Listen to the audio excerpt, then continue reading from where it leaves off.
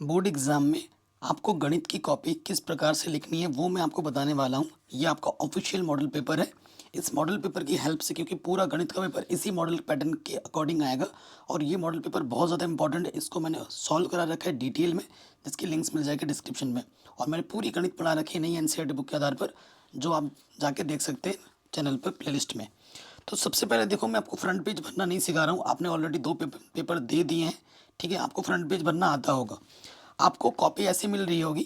तो सबसे पहले जो काम करना है गणित के पेपर में, ठीक है, पहले तो आपको जब कॉपी मिलेगी, ठीक है, कॉपी मिलेगी, ये जो कॉपी मिलेगी बच्चों, आप इस पेज पे या फिर इस पेज पे आपको एक काम करना है, ठीक है। आप, हालांकि टीचर मना करता है कि मत करो मत करो, बट आपको करना है और कुछ नहीं होता है। आप, हो सकता है कि जब आप क्लास में जाओगे तो आप कुछ पैनिक कर जाओ, आपको लग रहा है कि मुझे ये सूत्र अभी आता है, मैं बाद में भूल जाऊंगा।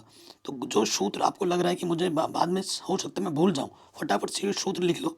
जैसे कि आपको लगता है कि मैं शंकु का आयतन वाला जो सूत्र है मुझे अभी तो याद है, क्या पता मैं थोड़ी देर पहले भूल जाऊँ, क्योंकि कॉपी आपको पहले मिल जाती है। शंकु का आयतन क्या होता है? 1/3 पाई आर स्क्वायर एच। और यहाँ पे ना रफ लिख दिया करो, ठीक है।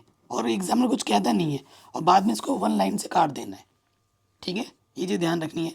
आपके पास जो ट्रिग्नोमेट्री टेबल है, साइन थीटा है, ये कॉस थीटा है, ये टेन थीटा है, ठीक है। यहाँ पर 0 डिग्री, 30 डिग्री, 45, 60, 90। तो 0 पे 0 होता है, 30 पे 1/2, 45 पे 1/√2, 60 पे √3/2, ये एक, ठीक है। ये जो सारणी है आप बना लो, क्योंकि इस पर प्रश्न ज़रूर आएंगे ही आएंगे। होप सारणी बनाना ट्रिक के साथ में सिखा रखा है, तो यहाँ से देख के फट से मान रख दोगे, नहीं तो फिर वहाँ पर टाइम वेस्ट हो जाएगा। टेन थीटा का मान, टेन जीरो का मान 0 होता है, 1/√3 होता है, ये 1 होता है, और इसका मान √3 होता है, और इसका मान अपरिभाषित है। ये पूरा ऐसे बना लो। तो जो भी फॉर्मूला है, जो भी कोई सूत्र है, कुछ भी चीज़ है जो आपको लग रहा है कि मुझे अभी तो याद है, बाद में हो सकता है मैं भूल सकता हूँ, तो उसको यहाँ पे लिख दो। और ये सब जब हो जाए ना, तो इसको ऐसे एक लाइन से काट देना है रफ लिखने के बाद, ठीक है। ये काम ज़रूर करना है। सबसे पहली बात तो ये देखो बच्चों, आपको बोर्ड एग्जाम में कौन से पेन अलाउड हैं वो देख लो। नहीं तो आप देखो, आप स्केच पेन का यूज़ कर सकते हो, कैसे करना है वो भी मैं लिख के बताऊंगा। आप ब्लू पेन का यूज़ कर सकते हो, आप एक ब्लैक पेन का भी यूज़ कर सकते हो, डॉट में है। लेकिन ये जो रेड पेन है, ग्रीन पेन है, ये सब पेन आप यूज़ नहीं कर सकते, ठीक है। किस प्रकार से लिखना है अब आ जाते हैं। तो ये कॉपी है हमारी। कई बच्चे क्या करते हैं, ये जो लाइनिंग है ना, यहाँ से खींचते हैं, यहाँ से खींचते हैं। आपको कॉपी भरने के नंबर नहीं मिलेंगे, आपको सही उत्तर लिखने के नंबर मिलेंगे, ये ध्यान रखना है, ठीक है। और आपको ये चीज़ ध्यान रखनी है कि आपको जो भी, क्योंकि फर्स्ट इंप्रेशन क्या होता है, लास्ट इंप्रेशन। आपको आता नहीं है और ज़बरदस्ती आप पहले ही पे आ गए, ठीक है। आपको पेज नहीं छोड़ने स्टार्टिंग में। आपको जो क्वेश्चन एकदम परफेक्टली आता है, चाहे वो कोई सा भी नंबर हो, पहले जो जो क्वेश्चन आते हैं उनको लिखना है। स्टार्टिंग के 3-4 पेज में कोई कटपिट ना हो। कटपिट तो कहीं होने ही नहीं चाहिए, लेकिन स्टार्टिंग में कटपिट मत करना, ठीक है। तो सबसे पहले यहाँ पे आ जाओगे। यहाँ जैसे ये लिखा हुआ है ना, पहला जो प्रश्न है आपका, पहला प्रश्न क्या है, कह रहे सही विकल्प चुनकर लिखने हैं, ठीक है। ऑब्जेक्टिव टाइप की क्वेश्चन है।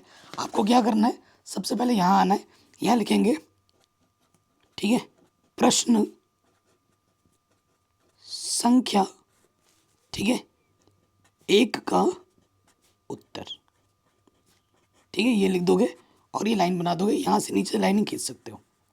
इसके कितने ऑप्शन है, एक के कितने ऑप्शन है, यहाँ पर आपको 6 पार्ट दिए गए हैं ना, 6 के 6 पार्ट यहाँ रख दो, एक एक लाइन छोड़ के लिखना। First part, second part, third part, fourth part, fifth part, और ये सिक्स्थ पार्ट, ठीक है। ये हमने कर दिया। अब देखिए, एक चीज़ मैं आपको ये बता दूं, जो क्वेश्चन का आप हल करोगे, ये हल आप पीछे करोगे, यहाँ तो हल नहीं करना, यहाँ सिर्फ आपको आंसर लिखना है, ठीक है। जैसे सपोज करो, ये पूरा मॉडल पेपर मैंने सॉल्व करा रखा है, आपको पता ही है।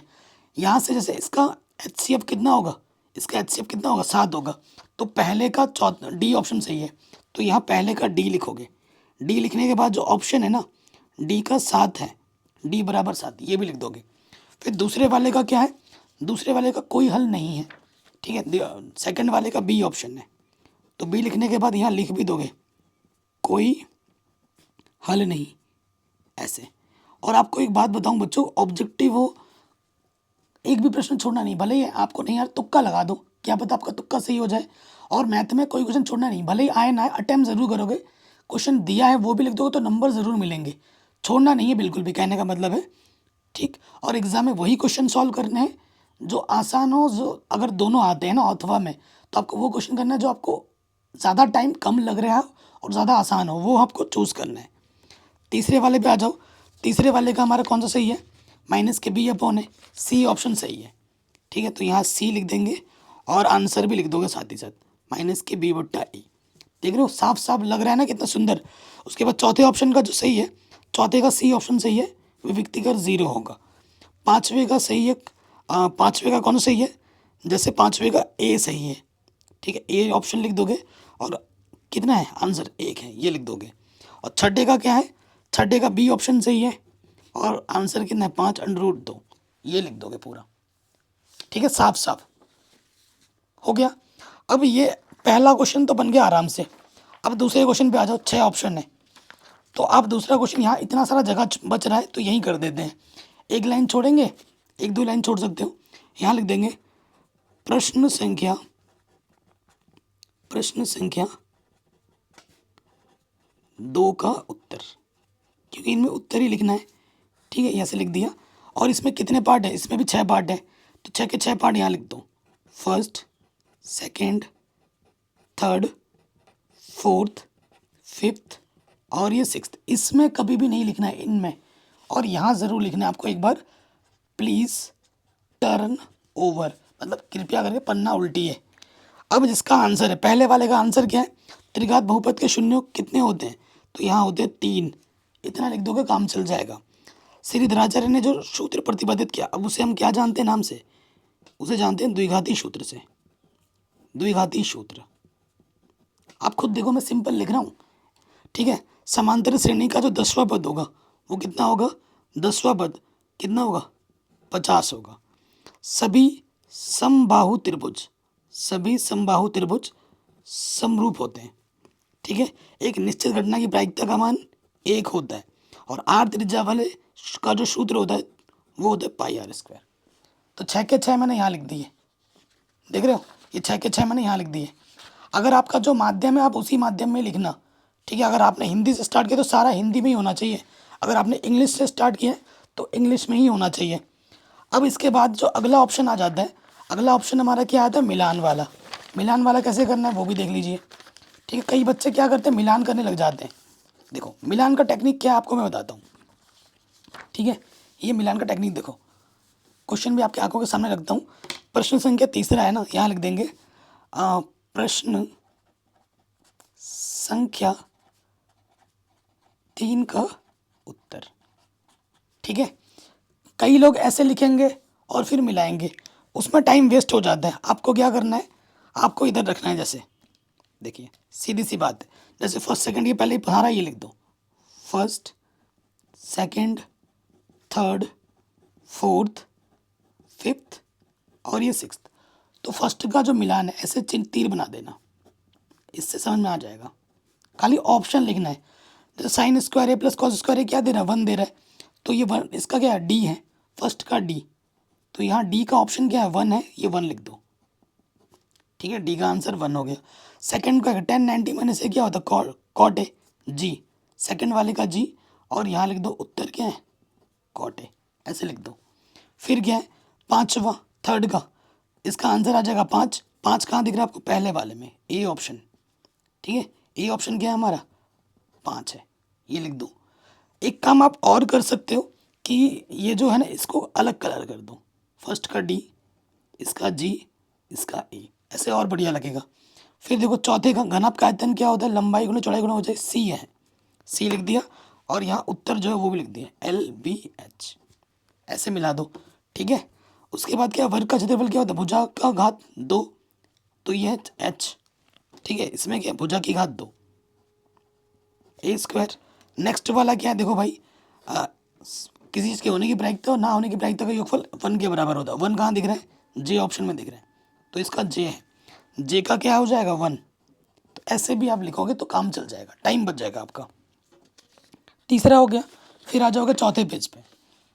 ठीक है, एक वाक्य में लिखना है इनको, तो यहाँ लिखेंगे अगला वाला प्रश्न संख्या 14 का उत्तर, एक दो लाइन छोड़ के यहाँ लिखोगे प्रश्न संख्या 4 का उत्तर। कि कभी भी ना पेज नहीं छोड़ना है आपको कि मैं अभी तो नहीं आ रहा, शायद बाद में आ जाए, बाद में कर दूंगा, पेज छोड़ दो, ऐसा गलती बिल्कुल भी मत करना, ठीक है, ऐसा गलती बिल्कुल भी मत करना, ठीक है। तो जो आंसर है 1 2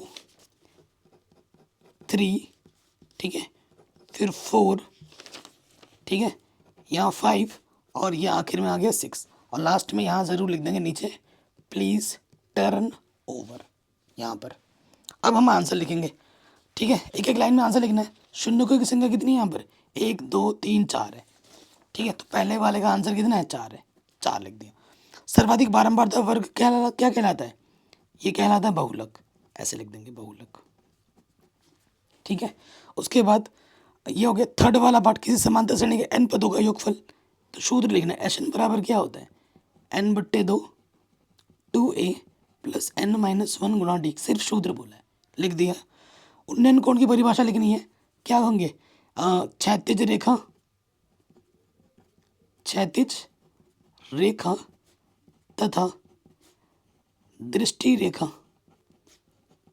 दृष्टि रेखा के बीच बने कोण को उन्नयन कोण कहते हैं। क्या लिखोगे, उन्नयन कोण कहते हैं।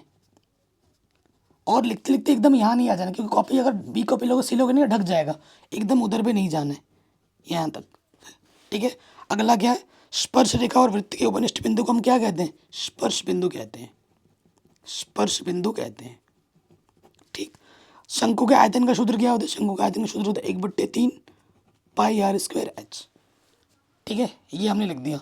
कोई डाउट या कोई दिक्कत नहीं होगी, ओके बच्चों। अब आते हैं अगले प्रश्न पे, आ जाओगे 5वें नंबर पर, ठीक है। 5वें पे क्या है, देखो ये 5वां प्रश्न है, कह रहे निम्न में सत्य असत्य छांटना है। तो जो सही है उसको सही लिखोगे, जो असत्य है उसको असत्य लिखोगे। तो ये क्वेश्चन नंबर 5 है, यहाँ लिख देंगे प्रश्न संख्या 5 का उत्तर, ठीक है। तो यहाँ नंबर डाल दो, यहाँ पर नंबर डाल दो, जैसे कितने 6 खंड है, यहाँ फर्स्ट, ठीक है, यहाँ सेकंड, ये थर्ड, ये फोर्थ, ये फिफ्थ और ये सिक्स्थ, ठीक है, नंबर डाल दो। क्योंकि सिर्फ सत्य सत्य लिखना है तो काम चल जाएगा, आप एक एक लाइन छोड़ के भी लिख सकते थे। तो पहले वाले का जैसे क्या है, सत्य है, तो पहला वाला सत्य यहाँ लिख देंगे। दूसरा वाला क्या है, असत्य है, तो ये असत्य लिख देंगे।